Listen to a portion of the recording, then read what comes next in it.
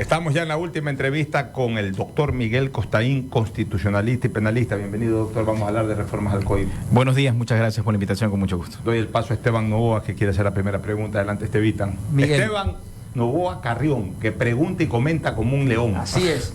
Miguel Costaín, muchas gracias por estar aquí, un gusto conocerte. El gusto es mío.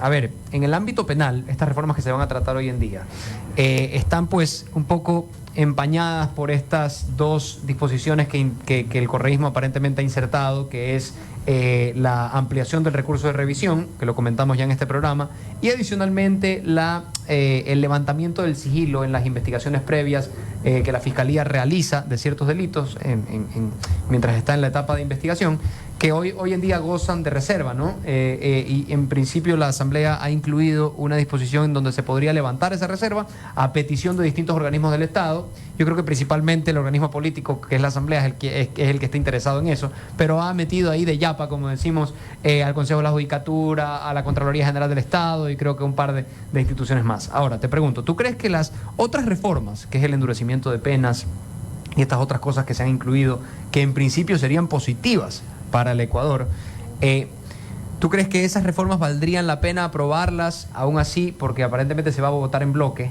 valdría la pena aprobarlas aún así esto otro, o no tendrían una modificación estructural, de tal manera que yo creo que la Fiscal General del Estado ya lo ha denunciado, ha dicho que ok, son buenas reformas, pero no es que van a modificar esto de tal manera que se justifique esas dos otras cosas? ¿Qué opinas al respecto?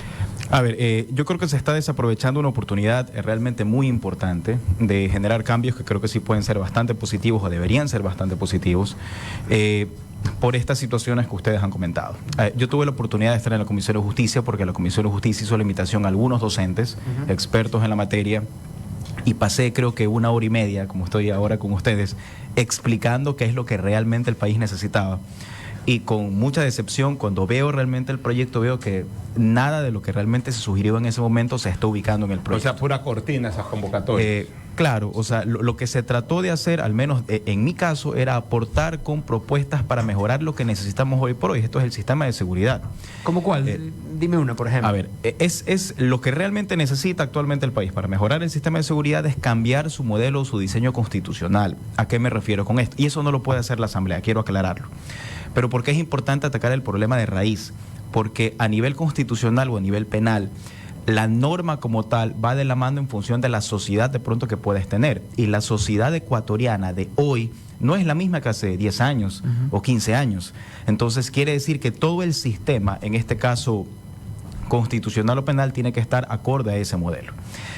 A nivel constitucional, por ejemplo, la filosofía que tenemos, si alguien tiene un auto de prisión preventiva o si alguien tiene ya una condena, en el primer caso únicamente va a ser para asegurar la comparecencia a juicio de la persona procesada, o en el segundo va a ser simplemente que garantizar el eventual cumplimiento de una pena. Y el segundo tema, que vendría a ser cuando una persona tiene una sentencia, es porque el Estado reconoce y establece que está en un centro de detención o una cárcel porque considera que es el mecanismo idóneo para reinsertarlo y rehabilitarlo en la sociedad. Entonces deberíamos preguntarnos realmente si en la práctica esto funciona o no. ¿Realmente estamos haciendo esto simplemente por cumplir una norma o realmente el centro está funcionando como tal? Como eso no lo podemos corregir directamente a través de reformas, sino es a través de una Asamblea Nacional Constituyente que cambie la visión de esto que se llama un sistema de prevención general y cambiarlo o adaptarlo a algo denominado como sistema de prevención especial positivo que permita hacer dos cosas. Preocuparnos sí por la persona que comete la infracción, pero también que le permita a la sociedad tener el derecho a poderse defender, y eso es lo que hoy no tenemos. Entonces, eso es un cambio constitucional que al momento no hay, yo creo que, la posibilidad de hacerlo. Entonces, ¿qué es lo que nos queda a través de las reformas? Mejorar el sistema de seguridad en base a lo que nosotros ya tenemos. Ejemplos muy puntuales, y hoy lo que está pasando con el estado de excepción que vivimos. Viene la policía, viene por ejemplo las fuerzas militares, realizan un operativo y encuentran a los líderes presuntamente de una banda delincuencial, pero no les encuentran nada. No les encuentran armas, no les encuentran sustancias sujetas a fiscalización. Simplemente conoce, en este caso, el sistema de las Fuerzas Armadas o la policía que es parte de una banda delincuencial. Entonces llega esa persona a una audiencia de calificación en flagrancia y se le exige a la fiscalía y al juez que hagan algo. Pues si no tienen las evidencias no pueden hacer nada. Entonces ¿qué propone cambiar. Hay un delito que no se ha utilizado hoy por hoy en el Ecuador, que se llama, el delito es grupos subversivos. Ese delito está dentro del catálogo de delitos contra la estructura constitucional del Estado. Si nosotros cambiamos la tipificación de ese delito e insertamos los actos de planificación y generamos un segundo inciso que determine que las personas que con conciencia y voluntad formen parte de esas organizaciones delictivas responderán con las mismas penas que aquellos actos de planificación. Mi doctor, pero el tema también va no solamente por lo semántico, sino por lo de fondo. Grupo subversivo finalmente está orientado más a grupos que tienen un propósito político y no mal llamado comercial. Sí. En cambio, estos grupos delincuenciales buscan un beneficio económico, o sea, grupos subversivos, por ejemplo, en el pasado, Sendero Luminoso, grupo criminal, lo que sea, pero era subversivo porque finalmente se enfocaban mucho a lo político, al Faro Vive, la FARC, etcétera. Estos grupos ya son grupos de organización delincuencial que buscan beneficio económico, entonces es otro tipo de semántica lo que habría que aplicar ahí. Claro, la construcción del tipo penal, una cosa es el título que se le pone y otra cosa es la redacción típica con las condicionantes y elementos objetivos, para que las personas que no son abogados de pronto nos puedan entender. ¿Qué significa esto? Que el Código Orgánico Integral Penal da títulos a los diferentes delitos, pero la redacción es lo que realmente nos interesa. Si nosotros logramos adaptar esa relación indistintamente del título o el nombre que se llame grupos subversivos, sí estamos dando esta herramienta para que en este caso se pueda atacar algunas situaciones que hoy no pueden ser viables ni posibles. Insisto, en temas prácticos esto es lo que a veces ocurre. Entonces, se acusa tal vez a que el sistema de justicia o que la fiscalía o que los jueces no actúan, realmente a veces no es tanto así, sino por la falta de herramientas para poderlo hacer. Entonces, este es un apoyo normativo y esto fue un aporte que se hizo. Y en todo caso, aparentemente iba a ser acogido. Otra situación que de pronto sí es importante y hay que discutirla. Estamos claros en que el auto de prisión preventiva es una medida de carácter excepcional. Esto no se discute, viene de la Constitución. No es factible obligar al sistema de justicia a una reforma del Código diciendo no, en tales delitos no puedes dar medidas alternativas. Es imposible porque la Constitución faculta el hecho de que se pueda tener, en este caso, medidas alternativas. Pero no es lo mismo, y eso hay que ser muy frontales y claros, que una persona tenga un delito por estafa y lo lleve en una audiencia de formulación de cargos, a que venga una persona acusada por un delito de terrorismo que la encuentre con 3 fusiles, 4 granadas, a una audiencia de calificación de flagrancia. Claro. Entonces, si bien es cierto, la norma es general para todos, no es lo mismo el análisis casuístico que se tenga que hacer. Claro. Miguel, una pregunta, Miguel, yendo ya al debate que se va a dar hoy. Se han presentado 4 mociones, una por la Revolución Ciudadana, otra por ADN y por el Partido Social Cristiano, otra por Construye y una por Asambleístas Independientes. Unas contemplan archivar el proyecto, otras votar por artículos, otras votar por bloques.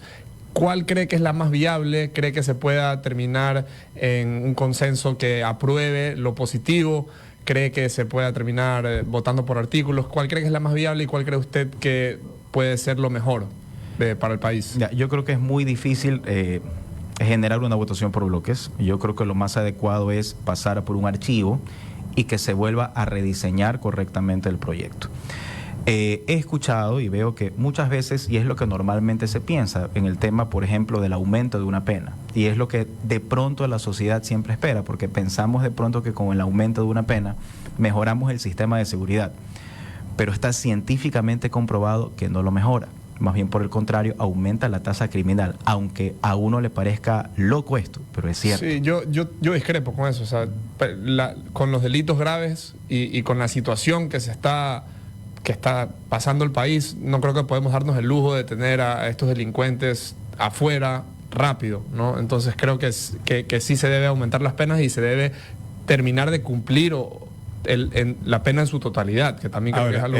Este proyecto ha sido muy satanizado por estos otros que tienen más enfoque político, pero yo sí quisiera que la ciudadanía, en un brevísimo resumen, doctor, conozca por lo menos 4 o 5 artículos bondadosos, porque sí sería penoso para el país que esto pase totalmente al archivo, lo que debería de ser disecado, segmentado, claro. pero Díganos 3 o 4 artículos muy ventajosos para la ciudadanía en materia de seguridad. Es que lamentablemente no veo realmente el tema. Sí, los artículos... Por ejemplo, el tema de la prisión preventiva que vaya directo en los de delitos execrables me parece que es algo positivo, porque se evita de esa manera de que los delincuentes que son detenidos por crimen, por asesinato, por extorsión, etcétera, se presenten en la audiencia de flagrancia, son tomados en flagrancia y a algunos de ellos se les dan medidas sustitutivas. Es que eso no se ha cambiado y es lo que se debería de cambiar. Pero es que eso está en el proyecto de ley. En el artículo 534 hay una situación que es muy clara que debería de cambiarse y no se ha tocado, que fue lo que también yo propuse en la comisión de la Asamblea. En los partes policiales son meramente referenciales. O sea, usted se imagina de pronto una audiencia de calificación de flagrancia en un cantón donde realmente hay 2 de la mañana que realizar la audiencia y lo único que tiene el juez es el parte policial diciéndole lo que ha pasado, donde a veces no hay los equipos técnicos para poder apoyar a hacer las evidencias necesarias en ese momento. Eso es algo que no se ha cambiado, eso es algo que se debería de cambiar, es algo que yo sostengo, generar una ecuación diferencial, que es lo que usted dice. En general, determinar que hay casos y casos en los cuales esto a la larga no debería ser correcto. En el tema del incremento de las penas, para volver al punto de discusión acá, que insisto, es un tema que podemos conversar horas de horas, pero a la larga el aumento de la pena en cualquier sistema como tal no te garantiza una mayor seguridad, porque si vemos el análisis casuístico, la pregunta es, ¿cumplen las penas o no las cumplen? No las cumplen. No las Claro, cumplen. tiene que ir de la mano. Eso y también con una reforma integral del sistema carcelario, con quién administra las cárceles, con qué está pasando allá adentro, todo eso. A lo que voy es, en general, en el tema del aumento de la pena, podríamos analizarlo, pero a la larga no va a bajar la tasa criminal. Lo que deberíamos hacer es fortalecer la medida de aseguramiento, es decir, que si usted tiene una pena de 10, de 20, de 30 años, se cumpla. Pero lo que está pasando, o lo que ha pasado, no solamente de pronto en Ecuador, hablo de Latinoamérica entera, es que a veces hay una confusión entre lo que es un derecho penitenciario y un beneficio penitenciario. Entonces, ¿a qué me refiero con esto? Que tal vez tienes una pena de 30 años, pero no cumples la pena de 30 años, cumples una pena de 15 o 20 años. Entonces, a la larga, ese viene a ser el problema. El problema no está en la estructuración correctamente de la pena, sino que tiene que ver sobre la medida de aseguramiento. Ahora, esta discusión yo creo que está, por así decirlo, ya está superada, porque dentro del proyecto de consulta popular ya está directamente la Corte Constitucional ha dicho sí, y ha dicho, bueno, vamos a una consulta popular, y de pronto el presidente, si es que gana el sí, en los próximos 5 días presentará un proyecto de ley y determinar, bueno, estos son los nuevos tipos penales, en los nuevos aumentos de penas en los delitos mucho más fuertes. Finalmente, Miguel, no me puedo desprender de mi condición de expresidente del Barcelona, y veo que eres constitucionalista también. Quería hacerte una consulta. Ante una resolución en una acción de protección en donde se ordena algo, más allá que si en el fondo se tiene razón o no, pero ante la decisión judicial en donde hay una orden hacia la función pública, ¿es de mandatorio cumplimiento o es discrecional admitirla o no?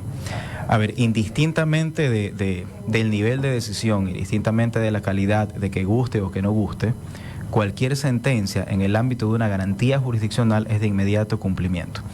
Y pasa una particularidad en las acciones de protección o en cualquier garantía jurisdiccional que tiene que ver con la naturaleza de los efectos de la impugnación. ¿A qué me refiero con esto? Que en el sistema de justicia ordinaria, si yo apelo una decisión, suspendo la ejecución del fallo. Pero en las garantías jurisdiccionales, según lo que establece el artículo 24 de la Ley Orgánica de Garantías Jurisdiccionales, la interposición de un recurso de apelación no suspende la ejecución del fallo. Únicamente lo podría suspender si es que el fallo beneficia en este caso al accionado. Tengo entendido que en el caso que comentas no es ese caso, sino que se beneficia en este caso directamente al legitimado activo o accionante. No conozco a detalle realmente el proceso que comentas, lo he seguido únicamente a través de lo que dicen los medios, y dentro de mi experiencia siempre me he acostumbrado a opinar algo cuando tengo en las manos y lo puedo revisar, pero contestando a la pregunta en abstracto, lo que podría decir es que es de cumplimiento inmediato. Es más, toda decisión que no se cumpla a nivel de garantías jurisdiccionales, indistintamente del recurso de apelación o no, es susceptible de una nueva garantía jurisdiccional que se llama una acción de incumplimiento, frente a lo cual la Corte Constitucional podría incluso tomar decisiones drásticas sobre las autoridades administrativas que no lo hagan. Muy bien, muchas gracias, Miguel Costaín. Más que claro ese tema, ¿no? Ya lo contrario es entrar en necedad. Ya en el tema de Barcelona no se está discutiendo finalmente quién tiene la razón. Ya hay una decisión judicial, tiene que cumplirse, y que luego el que tenga la razón la siga ventilando porque hay una apelación interpuesta. Pero ya el negarse a cumplir una orden constitucional ya es de otro calibre el tema.